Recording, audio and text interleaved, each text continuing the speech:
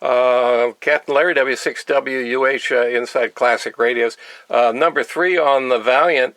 The first thing you're going to do is remove these tubes, and they're going to be filthy. So here's one, and you can see that I have taken a damp sponge to it and cleaned it off. Now there's 5 6146s in a Valiant, 3 in the final amplifier over here, and 2 in the modulator. And what I've done is I've marked these tubes so that the 2 that came out of the modulator will be tested and marked that way.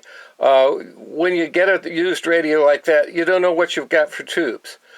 Somebody may have spent a lot of money and put brand new tubes in the thing. The modulator tubes may be matched. They may be utter crap. You don't know until you test them. The other thing when you take a damp sponge to these things is on any used tube like this, once the tube markings have gotten hot, they will wipe right off with soap and water.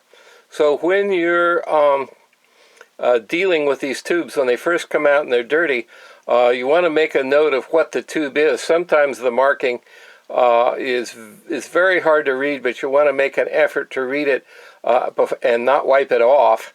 And if it's really, if the marking is missing or hard to read or likely to be destroyed, write it on the tube with a felt tip pen. So here's a 6BY5 rectifier that came out of the modulator here, and I could read it on here, but it was hard to read, and it was pretty clear that once I started cleaning up the tube, the marking was likely to go away. So once you've got a rectifier tube like this with no markings on it, you really can't tell what it is. Is it a 5R, 5R5? Is it a 5X4 or 5? You know, what is it? So 5U4. So mark it on there. And sometimes the thing is obliterated, and the only way you can tell what's supposed to be there is by the position that it came out of the radio. Don't assume that because a tube came out of a socket that's supposed to have a 12AX7 in it, that it really had a 12AX7 in there. If there's no marking on that tube, the safest thing to do is to replace it with a tube that is well identified.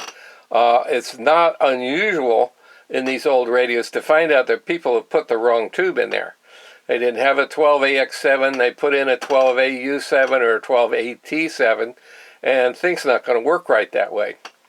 And sometimes they put absolutely wrong tubes in there, and you know, you get a dud short across the B plus or the filament or something, you start smoking in the transformers. So you want to check every tube, make sure you know what it is, and before the tubes go back in there, you want to make sure you're really putting the right tube in each position.